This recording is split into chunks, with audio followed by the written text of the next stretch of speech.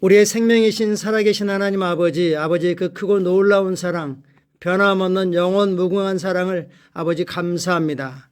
우리가 허물과 죄로 죽어 있었고 하나님께 원수였고 하나님 앞에 죄인이었고 완고하게 하나님께 나오기를 거부했지만 하나님께서 끝까지 포기하지 않고 선지자를 보내고 이제 마지막 날에 아들을 보내셔서 우리의 모든 죄값을 다 지불하고 속량을 완성하심으로 이제 우리에게 믿을 만한 확실한 증거를 주시고 말씀과 성령으로 그리스도 몸인 교회를 통해서 우리의 심령을 두드리시고 주님께로 우리를 이겨오신 것을 감사합니다. 또 하나님의 가족들로 자녀들로 새롭게 거듭나게 하신 것을 아버지 감사합니다. 성령님 환영합니다. 성령님 사랑합니다.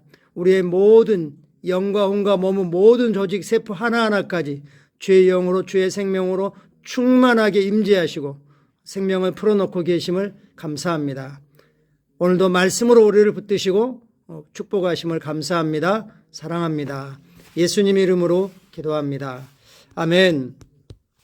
5월 10일 수요일 말씀을 실제 같이 확인하겠습니다. 제목 읽겠습니다. 인내를 온전히 이루십시오. 인내 자체의 완전한 효과를 가지십시오. 인내가 주는 어떤 효과가 있다는 겁니다. 인내의 유익을 누리십시오. 이런 말씀인 거죠. 성경 말씀 읽겠습니다. 패션 번역입니다. 여러분 앞에 어려움밖에 없는 것 같을 때 그것을 가장 큰 기쁨을 경험할 수 있는 소중한 기회로 여기십시오. 여러분이 아는 것과 같이 여러분의 믿음이 시험을 받을 때 여러분 안에 인내력이 생깁니다. 그리고 그 인내가 더욱 견고해질 때 이는 비로소 여러분을 온전하게 구비하여 모자란 것도 부족한 것도 없게 하려 함입니다. 우리 앞에 어려움밖에 없는 것 같아요. 이거 피할 수 없다는 거죠. 그럴 때는 어떻게 하라고요? 그걸 즐겨라. 그걸 통해서 우리가 얻을 수 있는 유익을 최대치로 끄집어낼 수 있는 기회로 삼아라. 왜냐하면 우리의 믿음을 검증하는 일이 있다는 겁니다. 우리 믿음이 확실한지, 말씀 위에 서 있는지, 성령님께 붙들린 믿음인지 시험할 때가 있습니다. 그러면 그 어려움을 통해서 그걸 이겨내는 능력이 개발되고 그래서 우리는 온전하게 구비되는 것입니다. 본문 내용 같이 확인하겠습니다. 시련과 유혹은 힘든 만큼 당신에게 유익이 됩니다. 당신은 결국 그 안에서 기쁨을 찾게 될 것입니다. 시련과 유혹 자체가 우리가 원하는 건 아니죠. 그렇지만 힘든 것을 우리가 뭐 할 수 있다는 겁니까? 이겨낼 수 있습니다. 우리가 더 강하다는 거죠. 당신의 믿음은 압박 가운데서 반대 가운데서 꽃을 피우며 견디는 가운데 진정한 인내가 무엇인지 가르쳐 줍니다. 다른 예로 축구 시합을 한다고 하면 우리가 공격을 할 때 수비수들이 다 피해주면 이게 무슨 재미가 있습니까? 뚫고 나가야 되고 강한 태클을 이겨내면서 전진해 가야 되는 거죠. 압박 가운데 꽃을 피우며 그리고 견디는 가운데 열매를 맺습니다.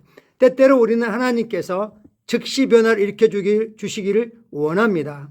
우리가 그런 시대 문화에 익숙해져 있기 때문에 인내하는 게 쉽지 않은 세대들 속에 있긴 하죠. 우리는 어떤 상황이나 일이 일어나지 않기를 바라며 기도하고 또 즉각적인 응답을 원합니다. 하지만 어떤 순간에는 당신이 믿음을 표현하는 데 있어 인내가 필요할 때가 옵니다. 그럴 때가 있다는 겁니다. 그런 순간에도 하나님께서 우리가 당황하는 것을 원치 않으십니다. 주님이 우리를 보고 계시고 알고 계시고 우리 안에 계시고 우리가 확신하는 건 우리 안에 계신 분이 더 크십니다. 시련과 유혹과 문제를 일으키는 그런 세력들보다 더 크십니다. 그리고 하나님 우리가 감당할 수 없는 그런 시련들, 어려움들을 결코 허락하지 않으십니다.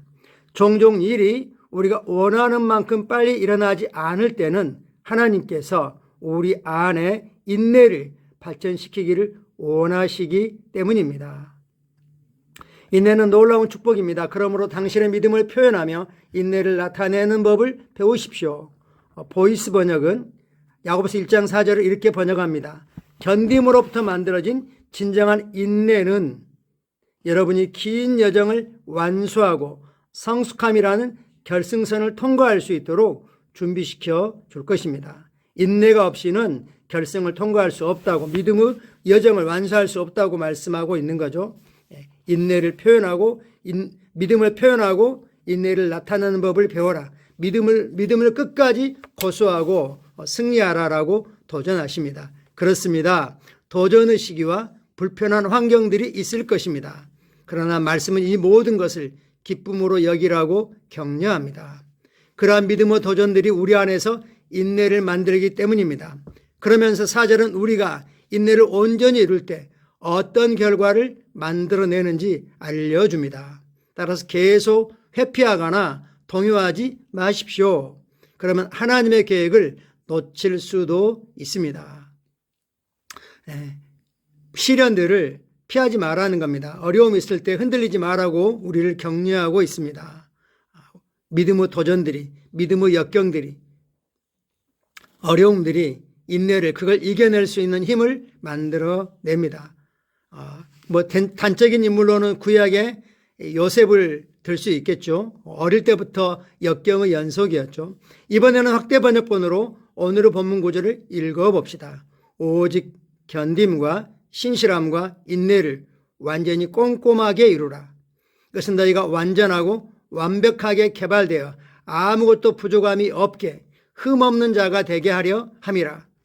아무것도 부족함이 없는, 흠이 전혀 없는 그런 자가 되는 것이 인내의 목적이라고 말씀하고 있습니다. 무조건 참는 것 자체가 목적이 아닙니다. 이것이 우리 안에서 인내가 만들어내는 것입니다. 우리는 완전하고 완벽하게 발전하여 아무것도 부족함이 없는, 흠없는, 완전한 예수님과 똑같은 그런 자가 됩니다. 하나님께 영광 드립니다. 참고 성경 구절 빌립보서 4장 말씀입니다. 아무것도 염려하지 말고 다만 모든 일에 기도와 간구로 너희 구할 것을 감사함으로 하나님께 아뢰라. 그리하면 모든 지각에 뛰어난 하나님의 평강이 그리스도 예수 안에서 너희 마음과 생각을 지키시리라. 우리가 어떤 시련을 당한다 할지라도 그것들은 우리의 밥이지 우리를 넘어뜨리는, 우리를 삼키는 그런 게 될 수 없습니다. 염려하지 말고 감사함으로 하나님께 아뢰면서 승리해 가라고 도전하십니다. 언제까지요? 하나님의 평강이 주장할 때까지. 잠언 24장입니다. 내가 만일 환난 날에 역경의 날에 낙담하면 내 힘이 미약함을 보임이니라. 우리가 어려움을 당할 때 우리 속사람이 얼마나 강한지가 드러날 수 있습니다. 그래서 우리가 평상시에 말씀을 고백해서 영에 장착하고 영에 장착된 그 말씀이 우리를 붙잡아주고 그러면 속사람을 방언을 말함으로 강하게 하면 우리가 환난이 있었던 줄도 모를 수 있죠. 다 끝나고 나니까 그때가 저 어려움의 때였구나. 마태복음 7장이 말씀하신 것처럼 이 주추를 깊이 파고 반석이신 그리스도 위에 말씀 위에 우리의 믿음을 세운 자는 아무리 홍수가 나고 바람이 부딪혀도 흔들리거나 넘어지지 않습니다. 히브리서 12장 1절 말씀입니다. 이러므로 우리에게 구름같이 둘러싼 허다한 증인들, 11장에 나온 믿음의 유인들이죠. 증인들이 있으니 모든 무거운 것과 얽매이기 쉬운 죄를 벗어버리고 인내로서 우리 앞에 당한 경주를 하며, 우리 각자는 우리가 달려가야 할 이 경주 코스가 있습니다. 그 경주를, 믿음의 경주를 인내로서 어떻게 해요? 무거운 것, 얽매이기 쉬운 것들을 벗어버리고 경주에 합당한 그러한 복장, 그런 태도로 경주하라고 도전하십니다. 참고 성경 구절입니다. 기도 같이 하겠습니다.